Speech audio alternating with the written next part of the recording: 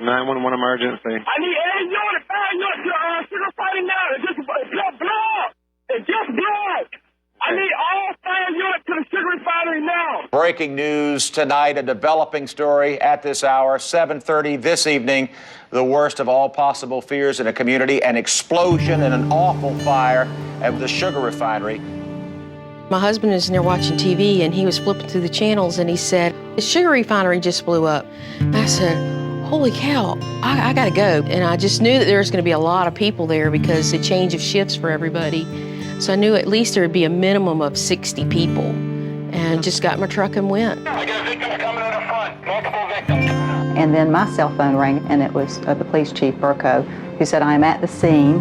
Here's what I see. People are severely burned. This is not a drill. We need to go into action now. And shortly after that, I received a phone call from the chief nursing officer to alert me, and I was already on my way to the hospital. And I started activating the telephone tree, calling my nurse managers, telling them to come in. But most of them already were on their way. I was at home about to read my 4-year-old a bedtime story, and the phone rang. My husband said it was Karen Watts, our chief nursing officer. Her words to me was, Maggie, this is the real deal. I flipped on the radio and heard the radio traffic and knew that we were in for a long night. I had just sat down to start eating supper when I got my phone call. It was pretty scary. You know, I told them to start making phone calls and let's start getting everybody mobilized and start bringing in the crew. I was at home, actually getting my 4-year-old daughter out of the bathtub when my phone rang and said that we had a major incident and that they needed all the lieutenants and field supervisors to come in, and we had a MCI, mass casualty incident. So I came down to the emergency department and freaked out. Tried to figure out, what my team's got to do, where we got to go, who can I get to come in. I didn't have to call anybody. Before I noticed, there were about 30 people here to help me out. We got our stuff ready to go, and it wasn't but just a couple of minutes. They went ahead and dispatched us to the scene. Go ahead, 11. I got a call about 10 minutes after the explosion and from our communications center, and they told us that we possibly had an explosion at the sugar refinery and that there may be as many as 150 people involved. Having worked at the hospital earlier that day, I knew there was an ambulance available. So I went by the hospital and picked up that ambulance and another team member, and we went directly to the scene of the explosion. So this was going to be the biggest disaster that I had ever taken part in. Something we've, talked about. We certainly practice for these kind of issues, but it was a very scary thought. We all know a lot of people who work at the refinery. The third trauma surgeon then arrived was Dr. Frank Davis, who then decided to go out to the scene of the site, because that front end impact can tell you, do we have 50, do we have 100, do we have 1,000 patients? When I first arrived, there were probably 25 or 30 gurneys out under the ambulance bay. There were probably 8 or 9 ambulances that had backed in that were unloading ambulances. Patients, most of the ones I saw were clearly severely burned. These people that came out walking with some of the most severe burns that I've ever seen. So, immediately we were thinking about that these are definitely life-threatening injuries, and, they've got to be treated immediately. Lifestar responded directly to the scene, and they transported patients to Memorial. We landed behind the elementary school gym, and that was our staging area, and we transported the people initially to Memorial, to the trauma center that EMS brought to us by ambulance. When the patients actually rolled off of the ambulance, the gurney, then I was essentially the first one to see them and decide where they should be placed. As the first ambulances rolled in, we kept trying to keep track of what kind of bed availability there was in the emergency room so that these victims would have somewhere to go. I got here about 5 minutes before the first patient, and the first 4 or 5 patients all arrived at the same time. I expected more mass chaos, but it was actually very organized. We got everyone into a room, got them taken care of. What was remarkable is that our medical director who was in charge, Dr. James Ramage, he was so calm, and that really influenced the whole team. And, he delegated and assigned responsibilities. Everybody was in their rooms working. About 4 or 5 patients would arrive simultaneously, and it seemed in waves. And thinking about it, I guess according to the blast injury, we didn't know if anyone had actually died at the scene at that point, but we could tell from the first wave we had very severely injured patients. Go inside, the west side of the building. West side of the building, guys. West side of the building. I mean, we saw people from 25% total body surface area burns all the way up to 80, 85, 90%. Burn patients certainly require a lot of care. They can't regulate their body temperatures from the burn injuries. You have to worry about their airway, particularly with the blast as well. They can have internal airway burns. The staff here all pulled together. It did not matter where you worked, what area was your expertise. Everyone pulled together and did exactly what was needed to be done. There were folks lined up on the walls asking, what can I do to help? What can I do to help? You had neonatal nurses that showed up. You had peds nurses. You had people from human resources. We had a registrar who, down in the ER, they were taking someone out to the helicopter to fly them to Augusta, and they needed somebody to carry an oxygen tank. And so she just picked it up and went with them to the helipad and carried the oxygen tank. Everyone was very calm. Volunteers had come in, people had stayed over from an earlier shift. Other employees had come in from home. But we immediately set about organizing what we were going to do. We are good in a crisis. We have great people.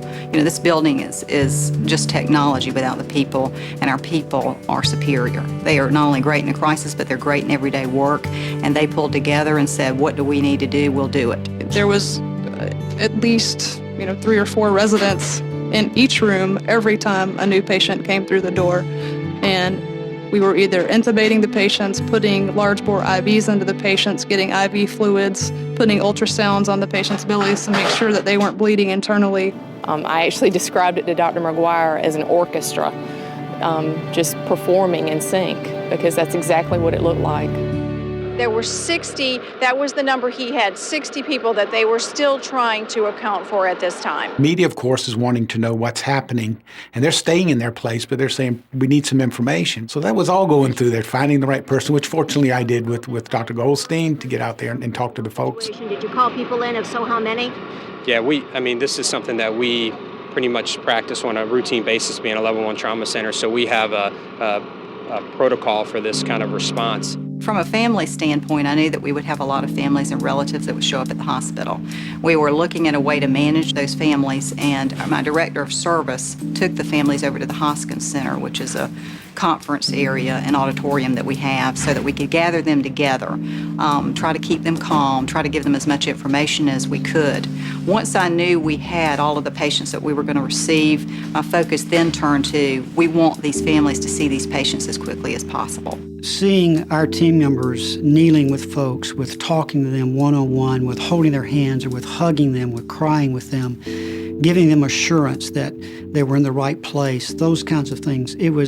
I described it to someone, it looked like a blanket of compassion was spread over that huge room. What I did personally with families is to go to each one and, just kind of stoop where they were sitting and start to talk with them, communicate on a one-to-one basis, and get a sense of who this person is and what this person means to them.